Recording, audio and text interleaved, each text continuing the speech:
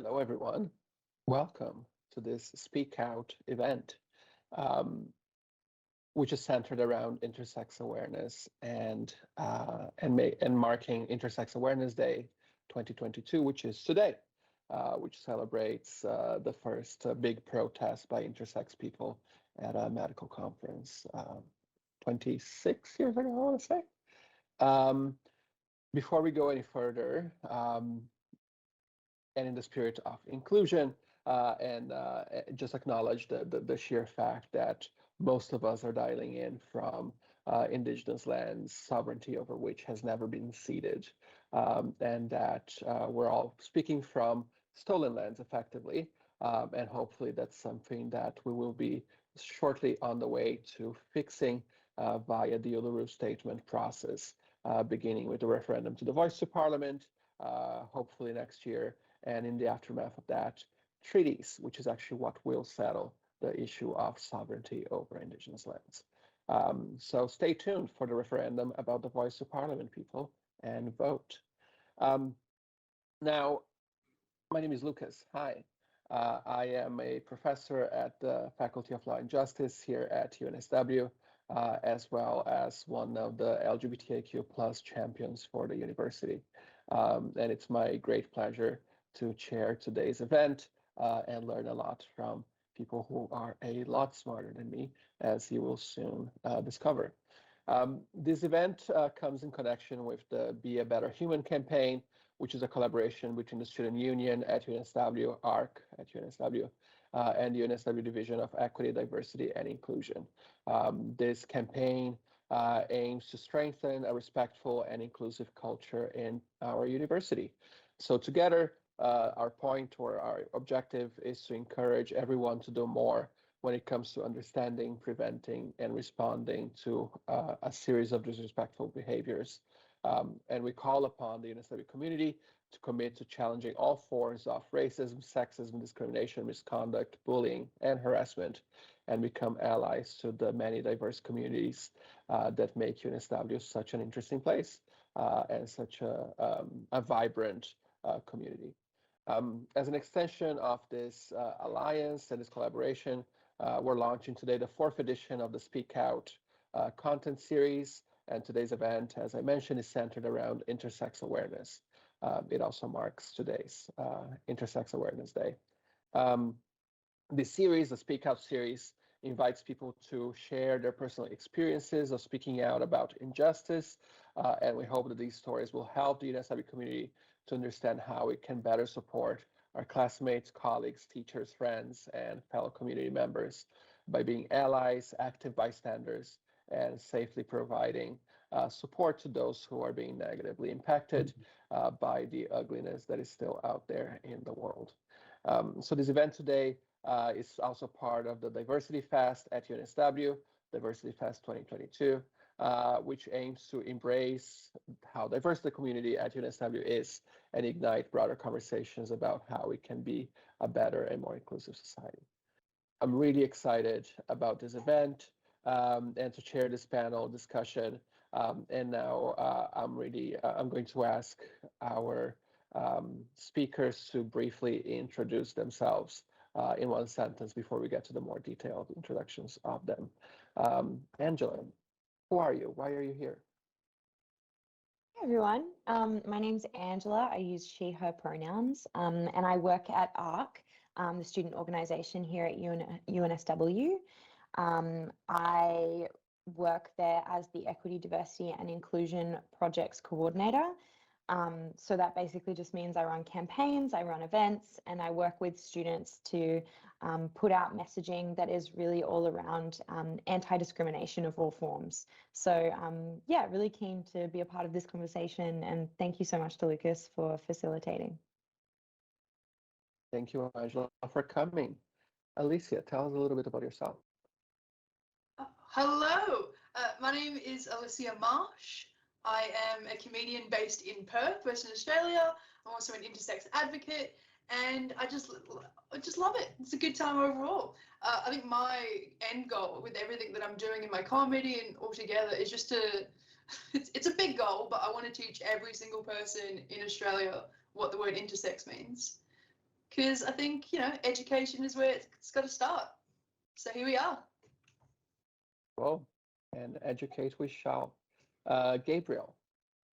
Hi everyone, my name's Gabriel Philby. I use he, him. I'm here as an intersex individual, an intersex advocate, young professional. I'm actually one of the few people in Australia that have like a paid intersex role. So I'm actually an intersex project coordinator role at a peer and community advocacy group as well. So I'll talk to you a bit more about my work because I do all sorts of things, but education and training is really where it's at. Professional and with the community and broadly out with businesses and stuff too. Fantastic. Thank you, Gabriel. I forgot to mention my pronouns are he, him. I made this big fuss to everyone before we started that everyone should indicate their pronouns, and then I don't do it myself. I'll get there. I'm working on it. Anyway, enough about me. So let's get into it. Alissia and Gabriel are going to first share some thoughts and insights with us. Then we're going to move on to a panel discussion and Q&A. So anyone online has any questions, you can submit them using the Q&A function now and at any point during the event. And then when we get to the Q&A, it will be nice to have a little pile of things to work through and have a nice, cool conversation about it. So now handing over to Alissia again. Take it away. Yes. So obviously today we're like talking about intersex, and I'll just give you a bit of insight of like my experience with it. So probably to start off, you probably need to know what intersex is. So intersex, it's really different for every single person, honestly. Like there's so many variations, and it kind of comes down to your general anatomy. And like it is such an umbrella term to go over it. I can't just kind of lump it into one sentence. But for me, it's really about like my gender identity and about my chromosomes. There's so much that goes into it. But I'll kind of explain where I'm at. So when I was born, I was actually born prematurely. Another cool fact is I was born on the 26th of October, 1997, 1 year after the very first Intersex Awareness Day. What luck. Thought that was really cool. And like, it's really different. So with being intersex, usually you find like in some cases, sometimes you'll find out way later in life, but in some cases you'll find out at birth. And for me, I was actually born prematurely. So being intersex was never the first sort of thing that kind of happened in my life. Like for me, it was, am I going to like be alive in a month's time? Like that was my birth, you know.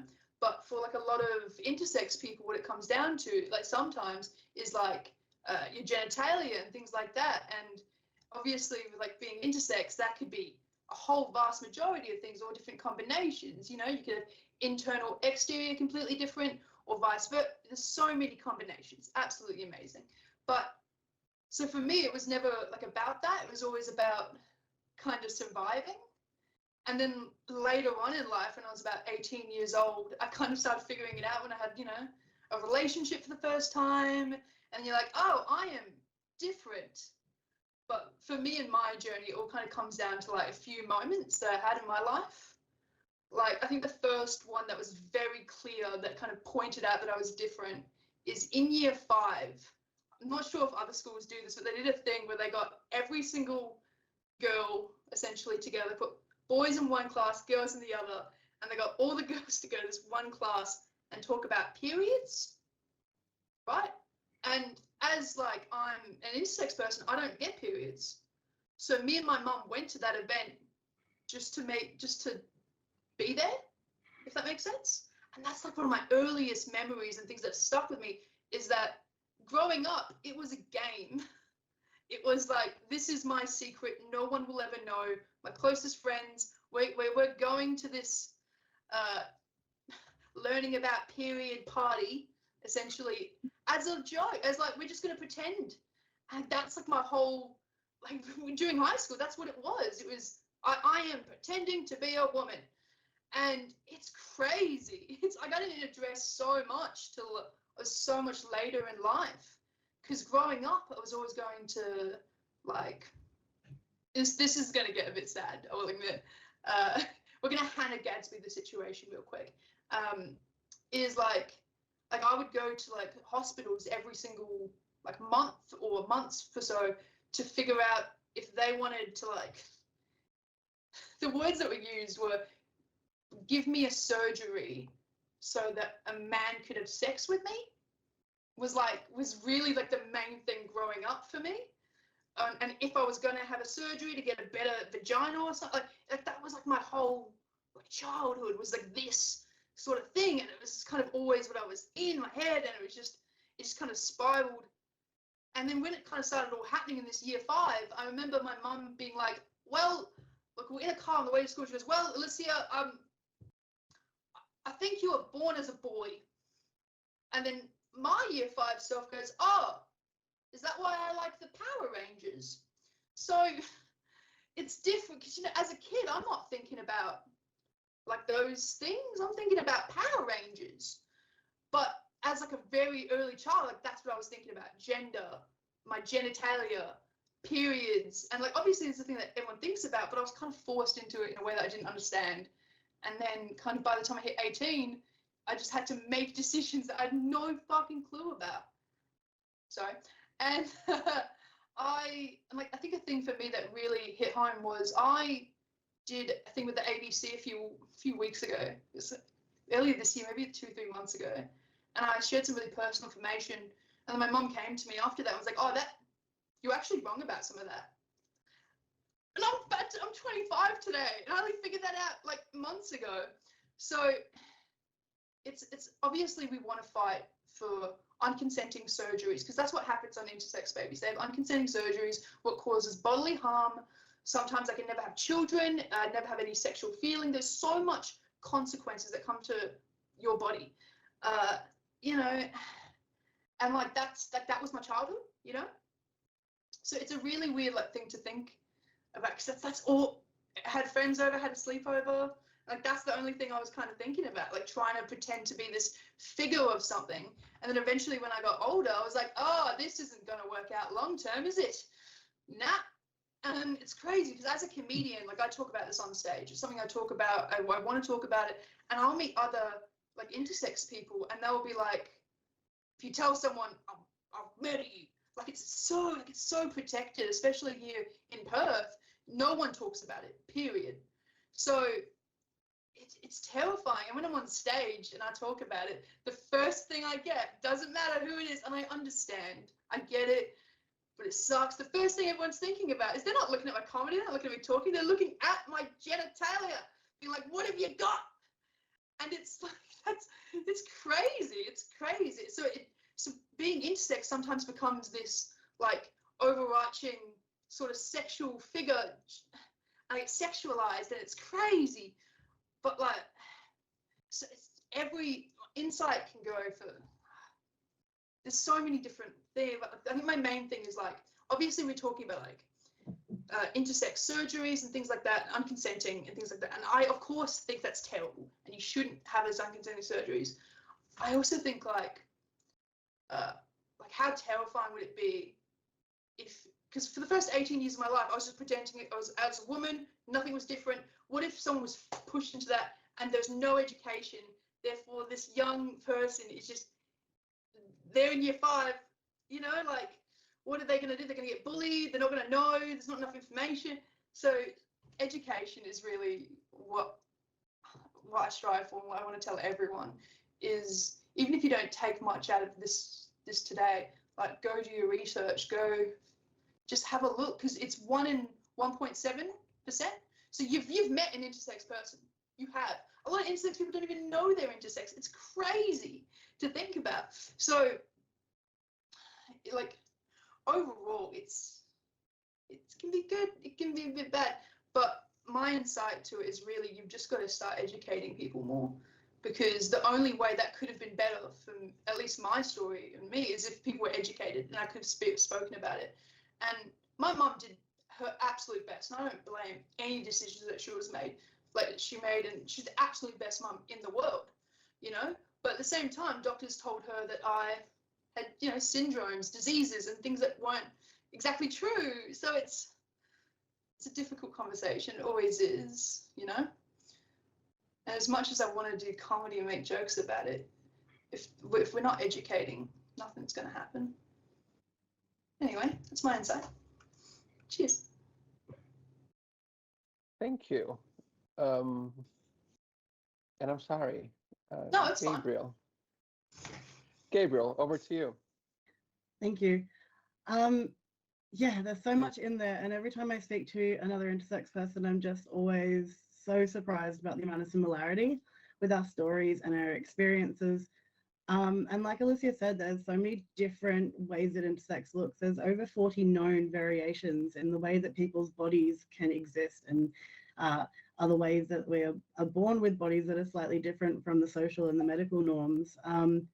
And the fact that in the majority of cases, these differences are perfectly healthy, perfectly fine. They don't require that medical intervention, that surgery, those experiences. But unfortunately, the overwhelming majority of intersex people do have that experience.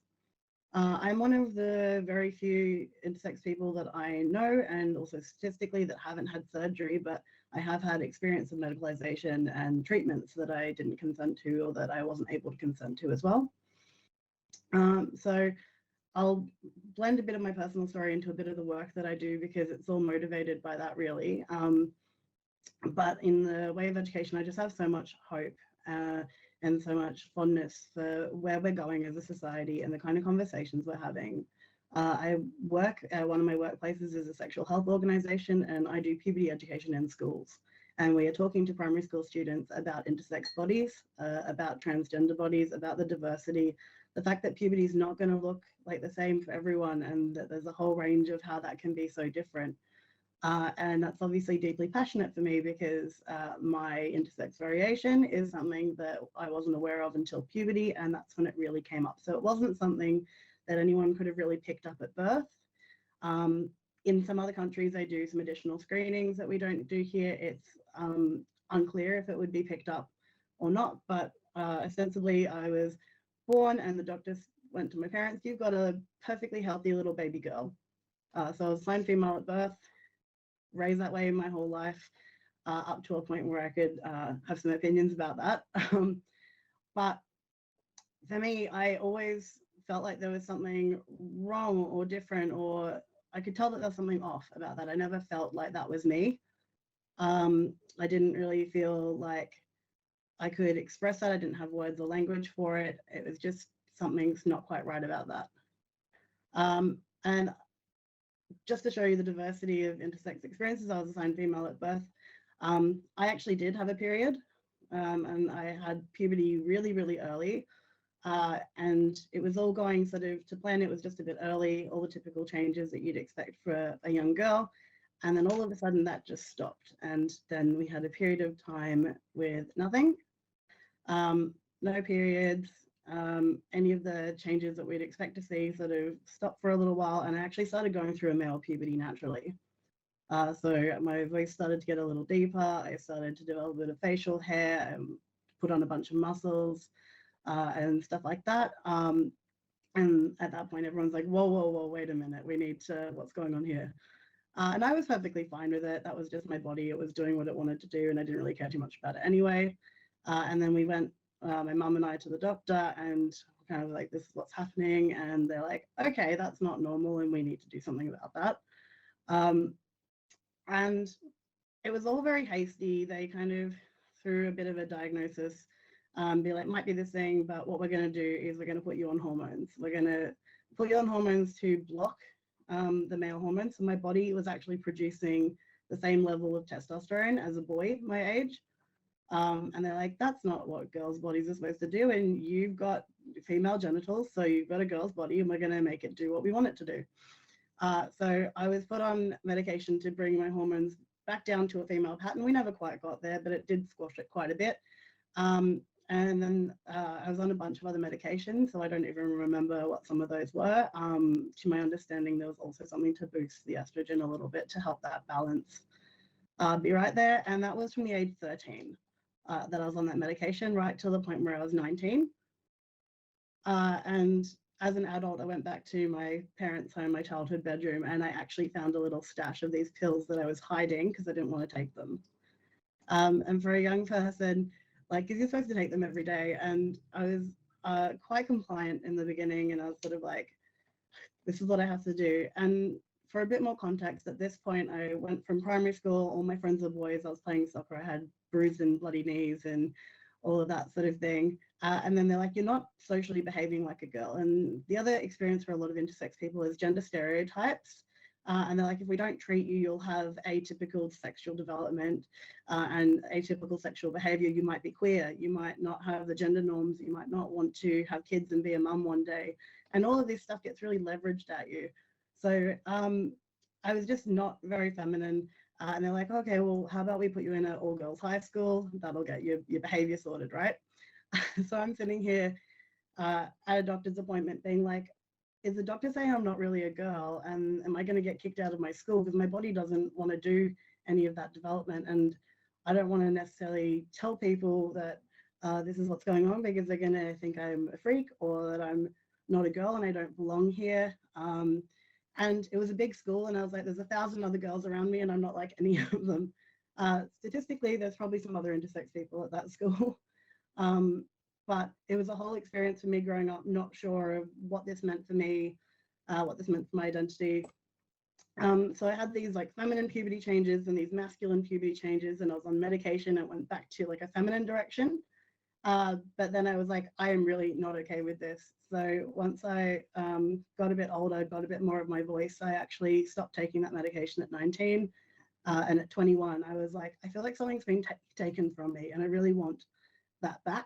So I actually started taking testosterone supplementation again and kind of got my levels back up to where they should be in sort of a comfortable male range. And I know I no longer need those, so I'm not taking anything at the moment, which has just been lovely to let my body just take over. Yes, that's sort of my story in a nutshell. But a lot of the focus was on fertility and that you're somehow less than, or you're not a real woman, or you're failing at being a woman because you might not be able to do these things, and a whole lot of stuff now. It's something that I'm looking into as an adult, as I've sort of settled down a little bit with a partner and gotten engaged last year and things like that. So we're looking at our options. But there's just a whole range of that. And there's a lot of misconceptions around what it means to be intersex, what that means for your life, the fact that some intersex people I know have had children, many can't or don't want to, but that's like a personal choice. That shouldn't be the driving choice to force someone to a medical intervention. So I've been really involved in Canberra and the ACT. I'm on Ngunnawal Ngambri country here in Canberra. We're doing some great work with some law reform around this as well. So out in schools teaching about the puberty, I actually wrote an education resource, which is getting a bit of traction now as well, for including sort of intersex people in curriculum, but also in all the adjustments and considerations as well. So yeah, that's sort of me. I feel like there's so much going on. It's like, how do I narrow it down, or how do I talk about this issue in a succinct way? And I guess you can't, because there's so many issues that affect so many different people in a lot of different ways. Some of my work actually even crosses over into like disability and accessibility, and there's natural links there for intersex people in the same way that there's links to the LGBTQIA+, and you put the I in there or not, depending if you're doing the work.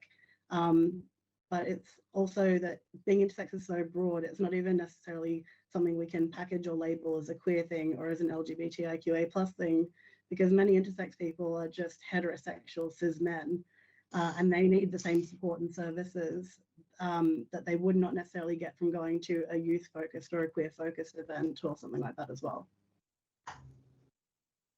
It seems a bit weird as someone who's also like an LGBT advocate to be like, what about the straight cis men? But they also need support as intersex people. Yeah, absolutely. It's crazy the amount of similarities. Actually, did like, especially when you were talking about like your medications, I totally hit mine too. I was like, ooh, because you don't feel, it doesn't feel right, you know? Like, yeah. Exactly, connected with your story so much. It's crazy the amount of similarities. I think also relating to what you said as well, at that age, you're just not thinking about it as well. Like when I was 12 or 13, the doctor's like, do you want big breasts? And I was like, I'm That's 12. I know, it's crazy. They were like, it's the amount of stuff they ask like an 11 or 12-year-old is absolutely ridiculous. I remember like so many things. Plus, it would only be like a couple medical professionals would figure this stuff out. And then like, so I had spine surgery when I was like 17, right? I went in for that surgery. They all knew, they had my medical history for years. And then they're like, oh, so when was the last time you had your period? And this lady wouldn't let it go. And I was like, what do you want me to do? And she's just harassing me when I was like 17 years old. And some medical professionals, it just doesn't compute in some senses. It's just crazy. It's absolutely crazy. Wow. Thank you for Now we've all sharing. witnessed. Sorry. Yeah. Just witness what happens when you get two intersex people in a room together. We like to bond. We're hanging out after this. Which is great, right? And yeah, and power to you both. So let's get going now with a bigger conversation, and people, keep posting questions in the Q&A function. But Angela looks like she has some burning questions, so I'm gonna hand over to Angela. Yeah, so I guess what I found really interesting about what you both were talking about was obviously you both clearly have a passion for education, and so do I. So I wanted to ask about the education piece.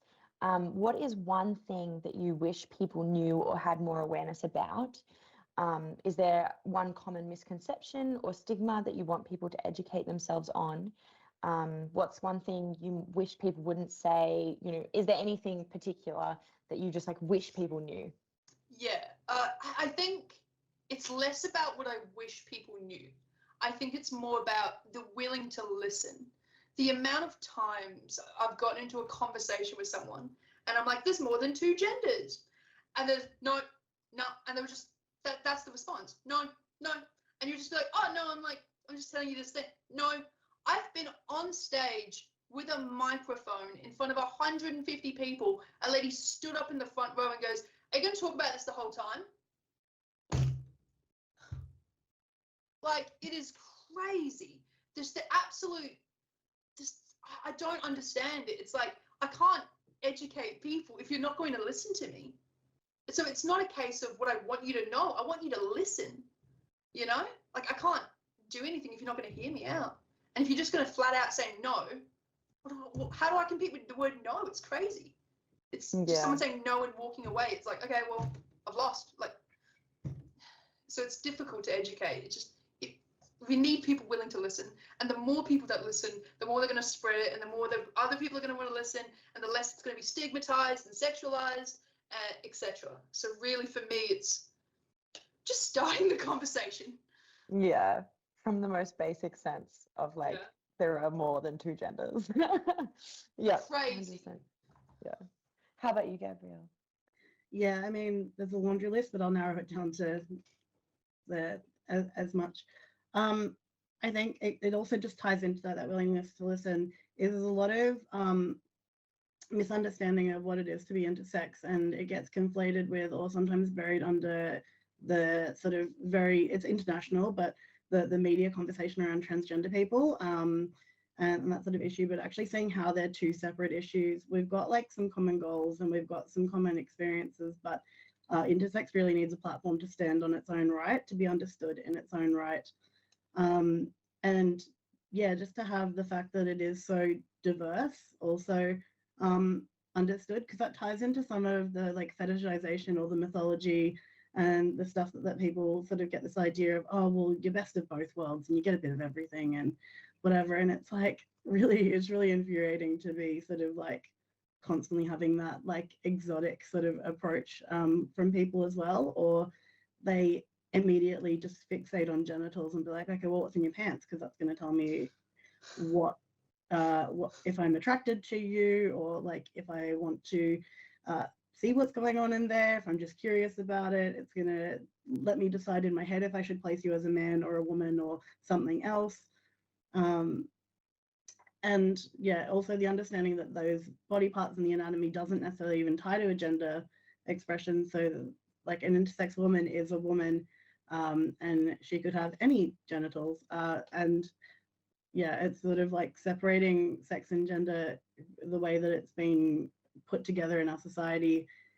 There's going to be some teething pain with it. It's going to be a little, in some cases, artificial to separate it if you've got a cultural background that keeps it very closely together. We use it interchangeably.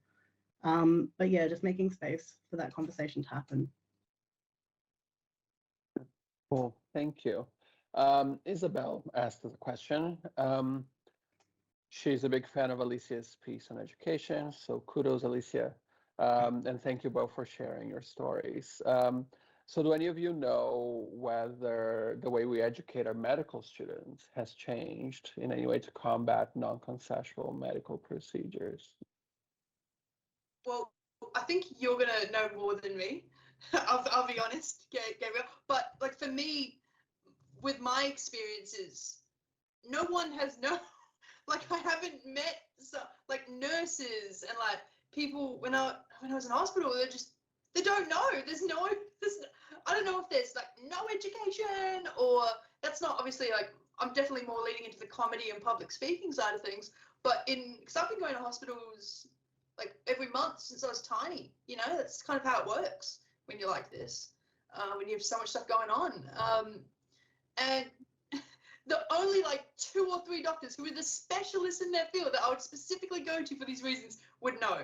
Everyone else wouldn't. So it's so infuriating. And then, like I said earlier, like I've had so many experiences where people were like, oh, what about this? And I'm like, oh, not applicable. And they're like, no, it is. And I'm like, okay, well, I just said it's not. Where do you want to go from here? Like that's kind of, it's like every time, every GPs, everywhere. So even just like a little bit, if there is some edge, can we just chuck some in there, please? One lady I said it to was like, I was like, oh, I'm intersex. And she was like, oh, okay. So how much sex are you having a week? Well, oh my God, really? She was like, oh, are you really into it? Okay. Gabriel, any insights on medical education? Yeah, the answer is yes and no. So some of the work that I do alongside will do some stuff for like med students at uni. The reality is every doctor's probably got, if they're lucky, a week on this, like maybe a single lecture on any of this. Intersex is not even a medical term, so they're actually only learning about it through the guise of here are 40 diagnoses of the language that they use is disorders of sexual development or differences in sexual development, like this DSD language that came out of an American group that doesn't exist anymore. And they're looking at it as a clinical problem or a syndrome and what is the treatment plan and how do we manage it. People have done things the way that they have done things and not questioned it for a long time. So it's a process of actually that advocacy in people and our lived experience saying like, this is harmful, this practice didn't actually benefit me. And some of the conversations I've had are infuriating where it's like, oh, well, we've improved the surgical procedures now. That's not the issue. The issue is not how you do the surgery or how well it is. It's should you be doing it at that stage or at all, and you didn't get the consent of the individual about that choice for their body. So it's really hard because I think there's also a reluctance to accept fault or accept the guilt of, for a pediatric surgeon, they might have done hundreds of these surgeries in their career. And it would be very hard when you're going on what you think is right because you've got a very narrow blinkers on way of looking at it and you're not listening to that external source of information. I think there's a lot of way to go to get that reluctance down, and also it's quite siloed. So I have a training in biology. I've got obviously special interests in a whole lot of stuff that supports this work and stuff as well. But medical professionals only want to talk to other medical professionals. From my experience, as soon as you're an advocate, you're an angry, hurt person who's got too many emotions about it, and you're not thinking about the clinical side of things or the medical side of things. They just want to talk to other doctors. That's not true of everyone. I'm not trying to be like all doctors are evil, and also like all medicine is bad, because it's not. But it's about that choice and that ability to have that information and engage with it. Cool. Thank you. And just to add from the human rights law perspective, I know that there's some work in the community on the rights of the child at the United Nations. to make this kind of, or to characterize early medical intervention and non-consensual medical intervention as a human rights violation. So they have been making the push, at least some people within the committee. Problem is that, unfortunately, intersex issues have been caught up in the anti-LGBTIQ plus shenanigans at the United Nations, led by people like the president of my birth country, Jair Bolsonaro in Brazil. So it's a bit stalled right now, but there is some movement in that area as well. Can I add something to that? Yeah, absolutely. Yeah, I feel like, especially medically, this is what I felt like when I was growing up. All the hospital trips for me were like talking about gender. Sometimes how I felt, it was like, what's the outcome that's going to make this child the least gay? And that's the one we're going to go with. That's how they determine it most of the time. And it's just crazy because that's got nothing to do with it. Maybe my bodily anatomy means more, you know, than if I'm a bit gay. And I'm still gay, by the way. Thanks. Now I've just got a weird body. Yep. So I have a question for you. And we talked a lot about the importance of listening as well, and allyship as just shutting up and letting you tell us what it is. But can you think of any other things that we can do as allies and that would help you, would have helped you or would still help you deal with some of the obstacles you deal with in your own advocacy? Me specifically?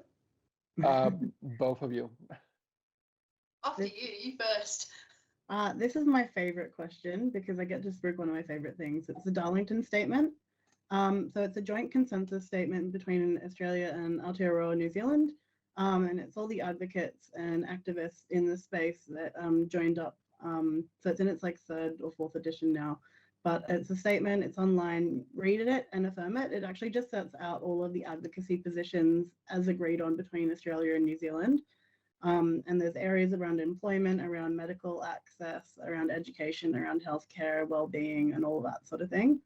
So as an individual, even just being aware of it, sharing it around, reading it, signing it, and affirming it, if you have a business or an organization or a department or a university, wherever you can get that influence, signatories kind of boost that profile of that piece of work. Cool. Yeah, I 100% agree. But like, yeah, just for me, I think like, obviously education, listening, and without those things, we can't kind of achieve anything else, you know? And I know that sounds a bit weird, but like, I feel I'm so terrified for like children maybe kind of going through what I went through because it was so intense and so much, and it was a secret for 18 years, you know?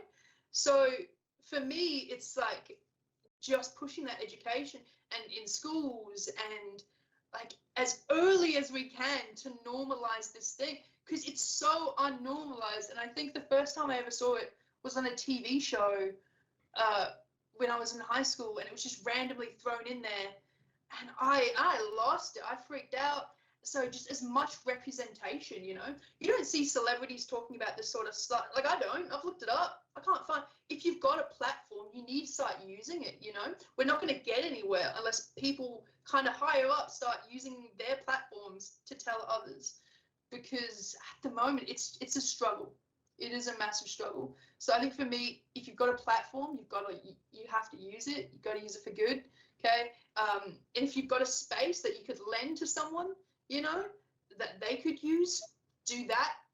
Okay. 100%. You've got to listen. Okay. And like things like the internet is so intense because people can just leave little comments and then leave. And it's terrifying. Anytime an intersex person is kind of talking about this, I feel like they're putting themselves in the line of fire because people online will be awful. Like I had people protest a show of mine once. Like people are awful, you know, but if they were just told it's completely normal, you know, what we wouldn't be in this situation. And it is completely normal, but for some reason it's not the same. Yeah, thank you. It's funny to think about the issue of medicalization, right? Because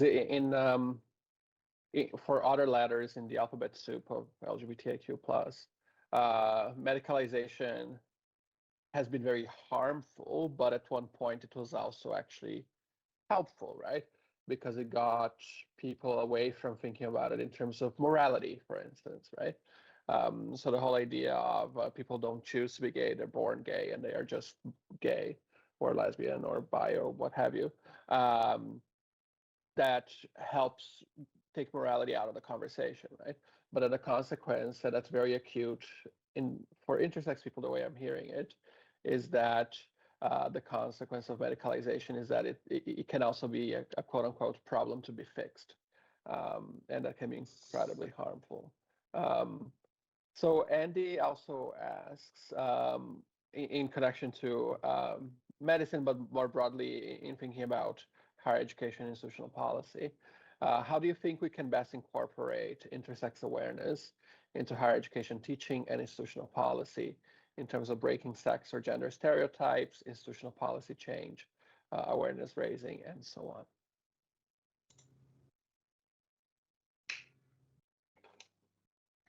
So without spooking it too much, there is the guide that I wrote, which is particularly for schools, but it can be scaled up for like workplace and institutions. In any education environment, you want to get it into curriculum. You don't want that experience to be where the first time someone sees it is on a TV show or on the internet or in like a sexualized fetish context or something like that as well. Like there's so many places where it could naturally sit in any part of curriculum, regardless of the topic.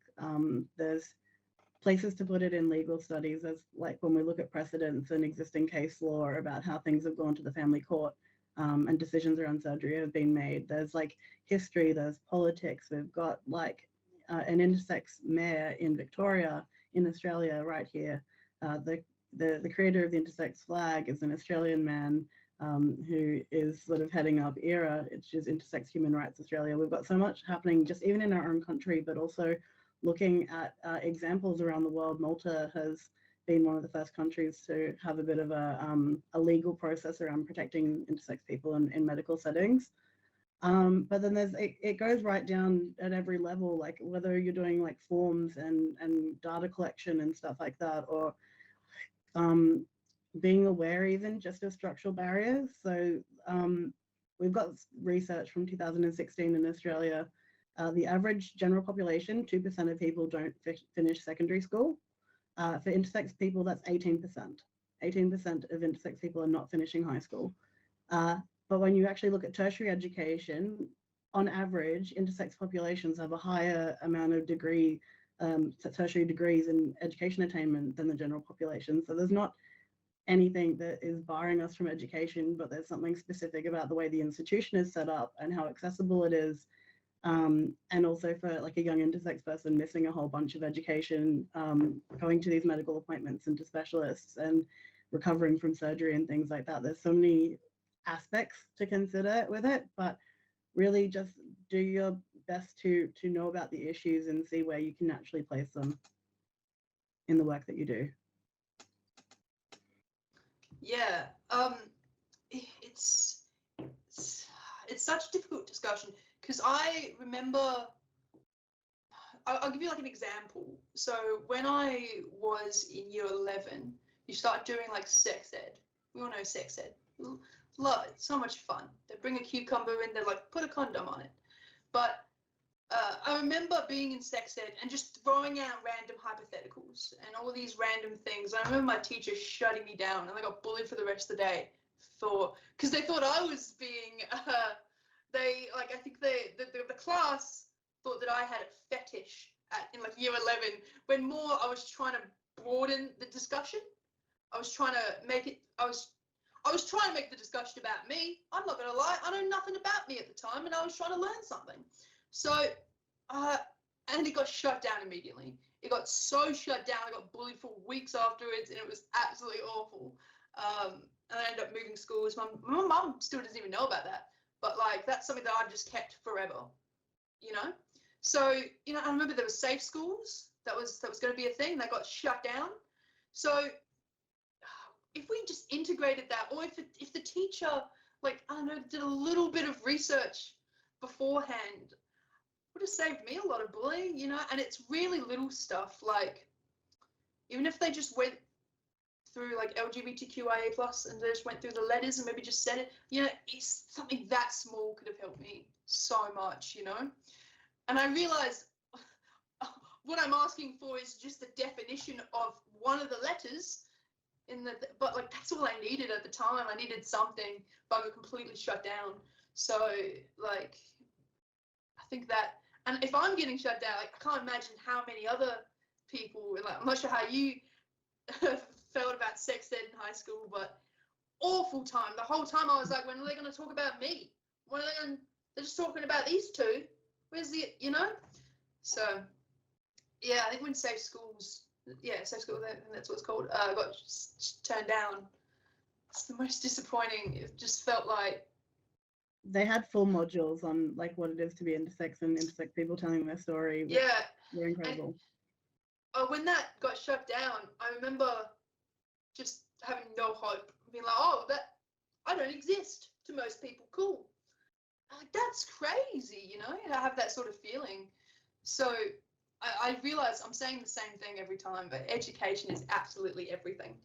And just putting the smallest bit, we can start really small, like a definition, and grow from there, because what if, let's say, for an example, someone comes across some of your work, Gabriel, they see some of my comedy and they go, oh, I remember that from school. Oh, I'll build on this, So that's it for me. Yeah, education is a great theme for today and listening. And that's been the theme of a lot of the questions we've been receiving. So we have an anonymous question that essentially asks about, any resources you might recommend for parents of intersex children. There's a lot out there actually, which is really good. It's just sort of finding where to go to ask for that. Community and peer support is so important, and like support for the whole family. There's a project happening in Tasmania called Better Lives, and they've actually got a resource for midwives and parents of like newborns, like in the first early days, particularly with an intersex variation that can be observed at birth. Usually the parents are only given a couple of days after that baby is born to make a decision about surgery, or it's pushed as like a medical necessity.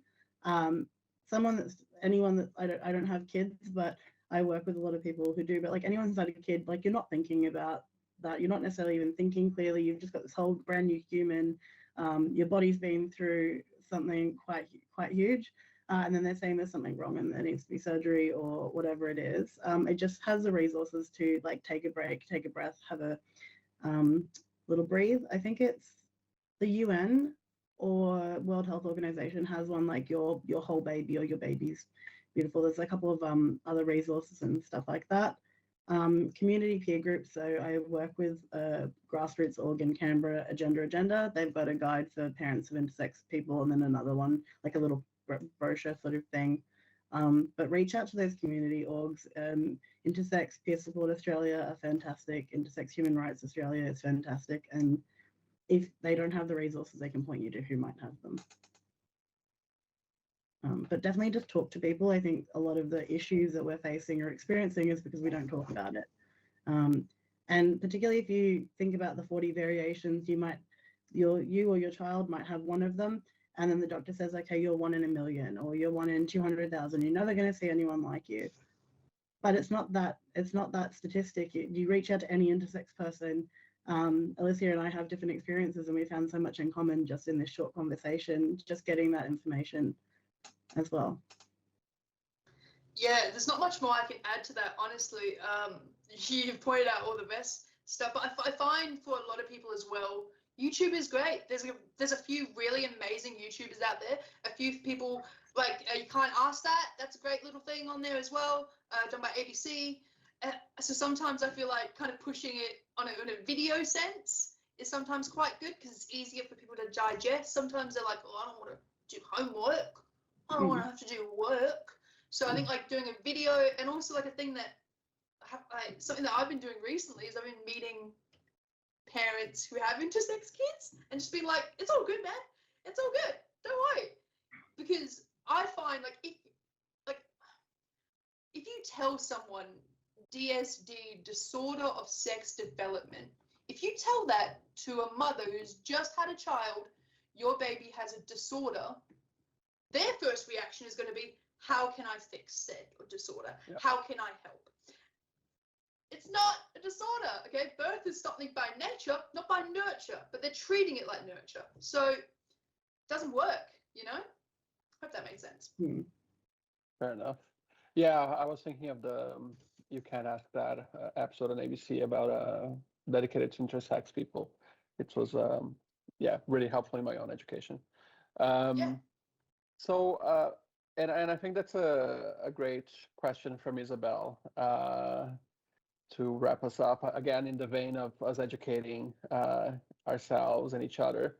Do you have any favorite intersex media creators other than yourselves, as writers, podcasters, or anything that you can recommend? Are you going to say pigeon, or am I going to say pigeon? You can say, you said it. Yeah, exactly. That's one of my favorite. They're great. It's a YouTuber, do great video. It was one of the first people that I saw when I was really young.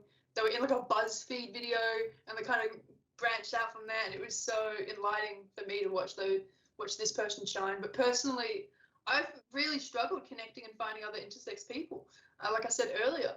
So like we were saying before this even started, I was like, oh, Gabriel, I stalked you and sent you lots of messages and videos of me trying to have a chat, because it's so exciting. It's like, oh, this is amazing. Like, it's so exciting. If anyone else is intersex, follow me, send me a message, let's be friends.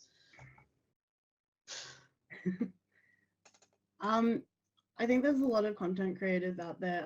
Like the only one I have like a name off the top of my head is Intersex Angel, who's a fantastic artist. They do like a lot of like little memes and graphics and stuff just talking about being intersex.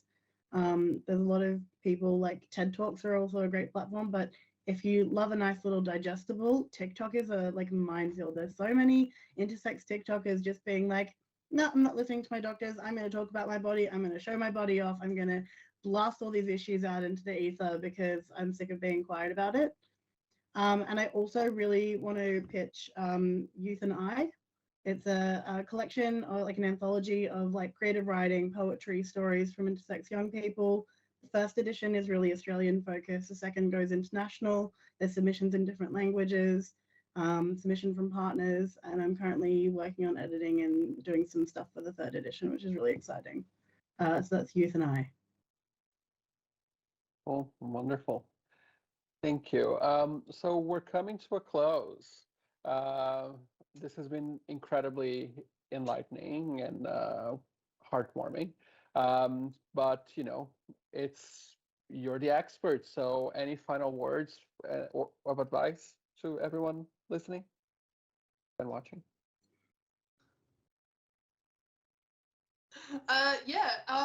It's okay. Obviously, like listening, educating, doing your research, very obvious advice, very obviously, and I'm always going to preach that. I think like finding someone who maybe wouldn't ever find this by themselves and just telling them about it, being like, hey, I learned this awesome thing, you should hear about it too, pass it on to a friend.